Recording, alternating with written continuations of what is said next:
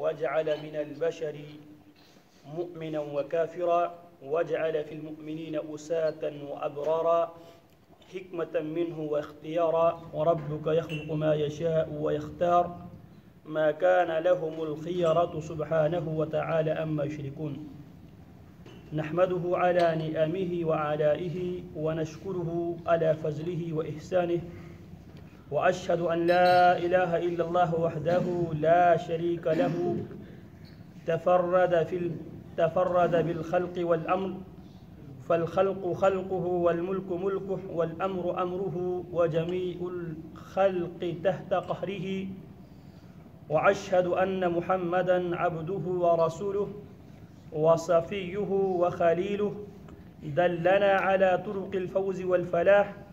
وحذرنا من طرق الهلاك والخسران فمن تبعه فهو من المفلحين ومن عصاه كان من الخاسرين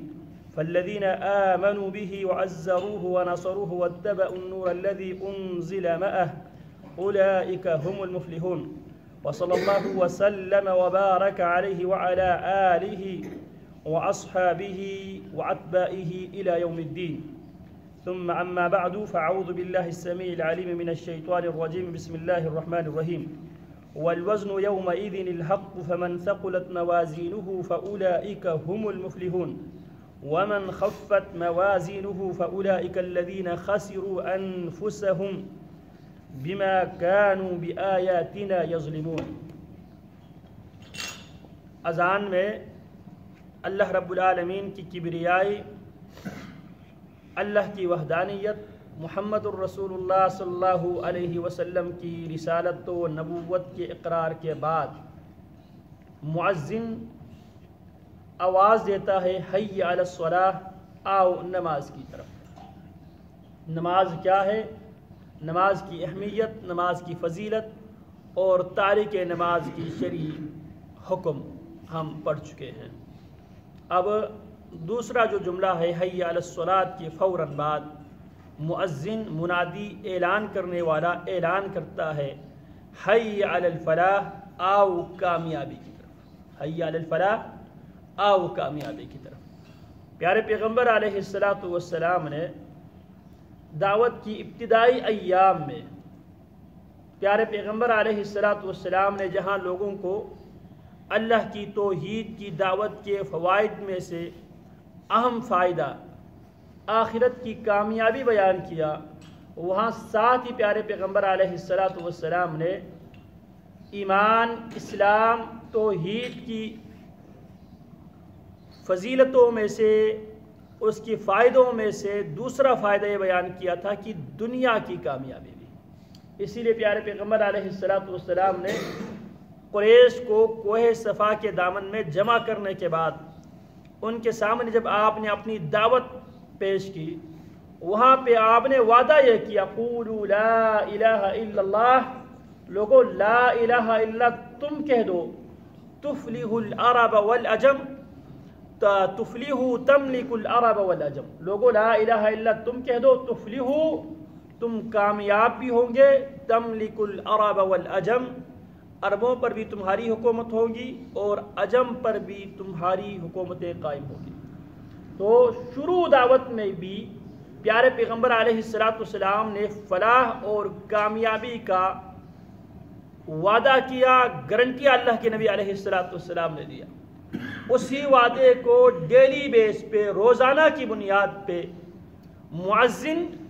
یہ اعلان کرتا ہے حی علی الفلاح، اگر تم کامیابی چاہتے ہو دنیا کے حوالے سے، آخرت کے حوالے سے، اگر تم کامیابی چاہتے ہو تو کامیابی کے لیے کامیابی کے راستوں پہ چلنا پڑے گا۔ ترجو النجاۃ ولن تسلک مسالکها ان السفینۃ لا تجری علی الیبس،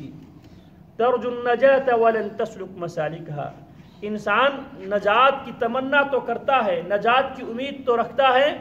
ولن تسلک مسالکها، لیکن حصول نجات کے لیے نجات کے راستوں پہ چلنے کے لیے تیار نہیں ہے۔ جس طرح کشتیاں خشکیوں پہ نہیں چلتی، اسی طرح صرف امیدوں پہ نجات نہیں ملتی۔ جس طرح کشتی پانی پہ چلنا ضروری ہے، جب پانی نہ ہو تو کشتی کی اہمیت ختم ہو جاتی ہے، اگر پانی نہ ہو تو کشتی میں بیٹھ کے آدمی اپنی منزل تک نہیں پہنچ سکتے۔ اسی طرح جب تک انسان فلاح کے راستے پہ جب تک چل نہیں پڑتے اس وقت تک وہ انسان کامیاب نہیں ہو سکتے۔ تو شروع اسلام میں، اسلام کی آغاز میں ہی اس بات کی گواہی دینا کہ اللہ رب العالمین کی وحدانیت کی، رسول اکرم صلی اللہ علیہ وسلم کی رسالت و نبوت کی، یہ کامیابی کا پہلا اصول ہے۔ قولوا لا الہ الا اللہ تفلحوا تملک العرب والعجم۔ دوسری بات، کلمہ کی اقرار کے بعد جو آدمی کامیابی چاہتا ہے اس کو کلمہ اقرار کرنے کے بعد، کلمہ زبان سے ادا کرنے کے بعد، کلمہ کے تقاضوں پر عمل کرتے ہوئے اسے نماز پڑھنا ہوگا۔ قرآن مجید میں اللہ رب العالمین نے جب قاری قرآن مجید پڑھنا شروع کر دیتا ہے تو سورہ البقرہ کے اندر اللہ رب العالمین نے متقین کے صفات بیان کیا، وَيُقِيمُونَ الصَّلَاةَ وَمِمَّا رَزَقْنَاهُمْ يُنْفِقُونَ۔ پھر اس کے بعد ان کے دیگر صفات بیان کرنے کے بعد اللہ فرماتے ہیں أُولَئِكَ عَلَى هُدًى مِّن رَّبِّهِمْ وَأُولَئِكَ هُمُ الْمُفْلِحُونَ۔ یہ لوگ اللہ کی طرف سے ہدایت پر ہے، اور جس کو اللہ کی طرف سے ہدایت مل جائے وَأُولَئِكَ هُمُ الْمُفْلِحُونَ، یہ نمازی حضرات در حقیقت یہی کامیاب ہونے والے ہیں۔ اسی طرح سورہ المؤمنون میں جہاں پہ اللہ رب العالمین نے ایمان والوں کی بہت سی خصلتیں بیان کیا ہے، ان میں سے قد افلح المؤمنون الذین هم فی صلاتهم خاشعون، کامیاب ہو گئے ایمان والے جو اپنی نمازوں کے اندر خشوع اور خضوع کے ساتھ نمازوں کے ٹائم پہ نمازوں کو سنت کے مطابق ادا کرتے ہیں، ان کے لیے اللہ کے نبی اللہ رب العالمین فرماتے ہیں قد افلح المؤمنون، یقیناً کامیاب ہوا وہ انسان جس نے ایمان کو قبول کیا، ایمان کو قبول کرنے کے بعد ایمان کے راستے پہ چل پڑا۔ تو جب مؤذن اعلان کرتا ہے حی علی الفلاح، آؤ کامیابی کی طرف، تو پیارے پیغمبر علیہ السلام نے اذان سننے والوں کو کیا حکم دیا؟ اگر مؤذن جب اذان دیتا ہے اور وہ حی علی الصلاح اور حی علی الفلاح کہتا ہے تو اس صورت میں آپ نے لا حول ولا قوت الا باللہ، لا حول، لاہور نہیں ہے، بعض لوگ اس کو لاہور پڑھتے ہیں اور یہ لاہور کی وزن پر، یہ پنجابی لہجہ ہے، جبکہ لا حول ولا قوت الا باللہ، لا حول ولا قوت، برائی سے بچنے کی میری اندر کوئی طاقت نہیں ہے، ولا قوت، نیکی کمانے کی، نیکی کرنے کی میری اندر طاقت نہیں ہے، الا باللہ، جب تک میرے رب کی طرف سے توفیق، رب کی مدد شامل حال نہ ہو، نہ میں اپنے آپ کو برائی سے بچا سکتا ہوں، نہ میں نیکی کما سکتا ہوں، الا باللہ، جب تک اللہ کی مدد شامل حال نہ ہو۔ جب حی علی الفلاح کہتا ہے تو ہم یہ جواب دیتا ہے لا حول ولا قوت الا باللہ، فلاح کے راستے پہ چلنے کی میری اندر طاقت نہیں ہے، اور گمراہی کے راستے سے بچنے کی میری اندر طاقت نہیں ہے، جب تک اے اللہ،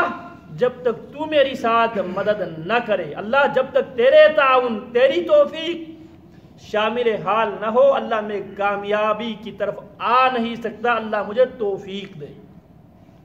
لا حول ولا قوت الا باللہ کا معنی اللہ مجھے فلاح کے راستے پہ چلنے کی توفیق دے، اللہ مجھے گمراہی کے راستے سے بچنے کی توفیق دے، کیونکہ وما توفیقی الا باللہ علیہ توکلت و الیہ اناب، توفیق مجھے میرے رب کی طرف سے ملتی ہے، اور اسی لیے اللہ رب العالمین سے توفیق بھی مانگنا چاہیے۔ تو حی علی الفلاح، آؤ کامیابی کی طرف۔ اب کامیابی جب انسان نماز میں آتا ہے، نماز کی طرف آتا ہے، چل کے آتا ہے، ٹائم نکال کے آتا ہے، تو قرآن مجید ان ھذا القرآن یہدی للتی ہی اقوم، بے شک یہ قرآن سب سے بہترین راستے کی طرف ہدایت دیتا ہے، یہ قرآن دنیا کے حوالے سے بھی اور آخرت کے حوالے سے بھی۔ اسی لیے اللہ رب العالمین نے قرآن مجید کی تلاوت نماز کے اندر کچھ ہماری ذمہ داری لگائی ہے کہ ہم خود پڑھیں، اور یہاں پر بھی اللہ رب العالمین نے انسانوں کی جو تقاضے ہیں ان تقاضوں کو مد نظر رکھتے ہوئے،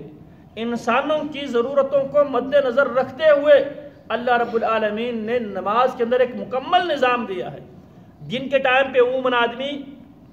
کام کاج میں مصروف رہتا ہے اور کام کاج میں اس کی دھیان وہاں پہ ہونے کی وجہ سے انسان غافل رہتا ہے، تو اللہ رب العالمین نے حکم دیا دن کی جو نمازیں ہیں، ظہر کی نماز اور عصر کی نماز، آپ دکان پہ بیٹھنے کی وجہ سے مزدوری کرتے ہوئے، ملازمت کرتے ہوئے مصروف تھے، مصروفیت کی وجہ سے آپ کچھ غافل ہو گئے تھے، لہٰذا ظہر کی نماز میں اور عصر کی نماز میں قرآن مجید کی کچھ حصے آپ نے خود تلاوت کر دی، اور عصر کی نماز اور ظہر کی نماز انسانوں کی مصروفیت کو مد نظر رکھتے ہوئے عام تینوں نمازوں کے مقابلے میں اسلام نے ان کو مختصر رکھا ہے۔ رکھتے چار ہے لیکن قرات مختصر ہے، انسان غافل رہتا ہے تو اس کو ہوم ورک دیا بھائی آپ نے خود پڑھنا ہے، تاکہ آپ کو یاد آ جائے، اور جب آپ کوئی برائی کی نیت کیا ہوا ہے اور لیکن جب آپ نماز میں تلاوت کرتا ہے اور برائی سے رکنے کی آیت آپ پڑھتا ہے، آپ سمجھ جاتا ہے، آپ کو یاد آ جاتا ہے یہ ہے ذکر، میں تو ایک اس کام کرنے کا ارادہ کر چکا تھا، اب جو سبق میں نے پڑھا ہے مجھے یاد آیا۔ اسی لیے ایگزام ہال میں جب بچہ موجود ہو اور بچے کو سارے اسباق زبانی یاد ہو، کیونکہ دنیا ایگزام ہال ہے، تو ذکر کیا ہوتا ہے، وہ بچہ صحیح جواب جس طرح اس نے پڑھا ہے نصاب کے مطابق جواب لکھنا، یہ بھی ذکر ہے۔ ذکر کا معنی ہے کہ آپ کو یاد آیا، آپ نے یاد آتے ہی فوراً صحیح جواب آپ نے تحریر کر دیا، نوٹ کر دیا۔ تو انسان غافل تھا، غفلت کی وجہ سے لالچ میں آ کے شیطان نے اس کے سامنے گناہ کو بالکل خوبصورت بنا کے پیش کیا تھا، اس کو کہا تھا کہ میں فلانا نماز پڑھ کے آؤں گا، اور ذہن میں شیطان نے یہ بات ڈالی آپ اس کو ناپ تول میں تھوڑا سا کمی کر لیں۔ وہ نماز میں آتا ہے، نماز میں آتی وہ خود تلاوت کرنے لگتا ہے، وَيْلٌ لِّلْمُطَفِّفِينَ الَّذِينَ إِذَا اكْتَالُوا عَلَى النَّاسِ يَسْتَوْفُونَ وَإِذَا كَالُوهُمْ أَوْ وَزَنُوهُمْ يُخْسِرُونَ أَلَا يَظُنُّ أُولَٰئِكَ أَنَّهُمْ مَبْعُوثُونَ۔ ہلاکت ہے ناپ تول میں کمی کرنے والوں کے لیے۔ پھر فرماتے أَلَا يَظُنُّ أُولَٰئِكَ أَنَّهُمْ مَبْعُوثُونَ، یہ پروگرام بنا کے نماز میں آنے والے نمازی، کیا یہ آدمی یہ گمان کرتا ہے الا یظن اولئک انہم مبعوثون، ان لوگوں نے مر کر پھر اللہ کے پاس اکٹھے ہونا ہے، اللہ کو حساب دینا ہے؟ یہ آیت پڑھ لیتا ہے، انسان اپنے اس تمام منصوبہ بندی پروگرام کو ترک کر دیتا ہے، جو اللہ کی آیت پڑھ کے توبہ تائب ہو جاتا ہے، یہ لوگ حقیقی معنوں میں فلاح پانے والے۔ انسان جوان آدمی ہے، بدکاری اور زناکاری کا ارتکاب کرتا ہے، نماز میں آتا ہے اور نماز میں قاری تلاوت کرتا ہے، والزانیۃ والزانی فاجلدوا کل واحد منہما 100 جلدہ، زنا کرنے والی عورت اور زنا کرنے والے مرد اگر یہ زنا کا مرتکب ہو جائے، اگر غیر شادی شدہ ہے انہیں 100 کوڑے اور 1 سال کے لیے جلا وطن کیا جائے گا، اگر شادی شدہ ہے تو رجمن سنگسار کر کے قتل کیا جائے گا۔ اب وہ دل میں، بازار میں، مارکیٹ میں کسی پر اس کی نظر پڑی، وہ یہ منصوبہ بندی کرتے ہوئے حی علی الفلاح، آؤ کامیابی کی طرف، وہ کامیابی کے راستے کی طرف چل پڑتا ہے، نماز میں داخل ہوتا ہے، قاری تلاوت کرتا ہے، والذین هم لفروجهم حافظون الا على ازواجهم او ما ملكت ايمانهم فانهم غير ملومين فمن ابتغى وراء ذلك فاولئك هم العادون۔ یہ تلاوت سنتے ہی وہ کام جاتے ہیں اور کام کر وہ اس گناہ سے بچ جاتا ہے۔ اللہ اکبر کبیرہ، یہاں سے کامیابی کے راستہ شروع ہو جاتا ہے۔ فضیل ابن عیاض نام سنا ہوگا، جو عابد الحرمین کے نام سے بہت مشہور تھے، 20 سال کی عمر میں بہت بڑے مشہور ڈاکو بن گئے تھے، اور عراق کے راستے سے جو قافلے گزرتے تھے وہ ایک دوسرے کو یہ نصیحت کیا کرتے تھے، احذروا فضیلا لا یقطعنکم الطریق، لوگوں جاتے وقت فضیل سے بچ کے جانا، کہیں وہ تمہاری اوپر حملہ نہ کرو۔ 20 سال کی عمر کو پہنچا ہے، اتنی زیادہ اس کی دہشت ہے اور رعب ہے، لوگ اس راستے سے ڈرتے چلتے ہوئے گزرتے ہوئے اپنے عزیزوں کو یہ نصیحت کیا کرتے ہیں، احذروا فضیلا، فضیل سے بچ کے جانا، وہ تمہاری اوپر حملہ کرے گا۔ اور اتنا زیادہ بدنام ہوا تھا، ایک عورت سے شادی کرنا چاہتا تھا، رشتہ بھیجا، لوگوں نے اس لیے رشتہ دینے سے انکار کر دیے تو بدنام زمانہ ڈاکو ہے، چور ہے۔ اللہ اکبر کبیرہ، بری نیت کے ساتھ گھر سے نکلتا ہے اس عورت کی گھر کی طرف، چل پڑتا ہے گھر سے، رات کا ٹائم ہے، فضیل بری نیت لے کر نکلا ہے گھر سے، وہاں پہ جاتے جاتے راستے میں کسی قاری کے گھر سے گزرتا ہے، قاری رات کی تاریکی میں عبادت میں مصروف ہے، قرآن مجید کی تلاوت کر رہے ہیں سورہ الحدید کی، اور اس میں علم یأن للذین آمنوا ان تخشع قلوبہم لذکر اللہ وما نزل من الحق، کیا ابھی وہ ٹائم نہیں آیا ہے کہ ایمان والے ڈر جائے رب سے، اللہ کا ڈر اور خوف دل میں رکھ کر معصیت سے، گناہ سے، زنا سے، بدکاری سے ابھی تک بچنے کا وہ ٹائم نہیں آیا ہے؟ یہی آیت سن لیتے ہیں، فضیل پر کپ کپی طاری ہوتی ہے، دہشت طاری ہوتی ہے، وہ فضیل جس کی دہشت پورے علاقے والوں پر طاری ہوتی تھی، یہ آیت سنتے ہی فضیل پہ کپ کپی طاری ہوتی ہے، دہشت طاری ہوتی ہے، اور فضیل نیت لے کے گیا تھا جرم کا، لیکن فضیل چل گئے تھے فلاح کی کا راستے پر۔ فضیل وہاں سے روتے ہوئے واپس آیا، اور جس غار میں بیٹھ کے حملہ کیا کرتا تھا، اور روتے ہوئے اسی غار میں جب پہنچا، وہاں پہ جہاں پہ اس کا حملہ کیا کرتا تھا، جس جگہ پہ بیٹھ کر، وہاں سے ایک قافلے والے وہاں پہ اترے ہوئے تھے، اور قافلے کا منادی اعلان کر رہا تھا، حی للرحیل حی للرحیل لیقطعنکم فضیل الطریق، چلو بھائی جلدی کرو جلدی کرو، کہیں فضیل ہمراہ آور نہ ہو جائے۔ فضیل کی تو اپنی حالت بہت گمبھیر ہو گئی تھی، قرآن مجید کی آیت سن کر فضیل کی حالت تبدیل ہو گئی تھی۔ فضیل روتے ہوئے نکلتے ہیں اور فرماتے ہیں سیرو آمینین، امن کے ساتھ، اطمینان کے ساتھ یہاں سے گزرو، آج کے بعد فضیل تمہاری اوپر حملہ نہیں کرے گا۔ یہ ہے حی علی الفلاح، آؤ کامیابی کی طرف۔ جب قاری قرآن مجید پڑھتا ہے، نمازی جب سنتا ہے، عصر مغرب کی نماز میں، عشاء کی نماز میں، فجر کی نماز میں، تو قرآن مجید انسان کو ان ھذا القرآن یہدی للتی ہی اقوم، بے شک یہ قرآن سب سے بہترین راستے کی طرف پڑھنے والے کو، سننے والے کو ہدایت دیتا ہے۔ تو حی علی الفلاح، آؤ کامیابی کے لیے۔ ہم سورہ فاتحہ کے ضمن میں یہ بات پڑھ چکے ہیں، کامیابی، ایک آدمی مریض ہے، وہ اہدینا الصراط المستقیم کہتا ہے، اللہ مجھے صراط المستقیم دکھا دے، صراط الذین انعمت علیہم، ان لوگوں کا راستہ جن پر تو نے انعام کیا۔ صحت بھی اللہ کی طرف سے نعمت ہے،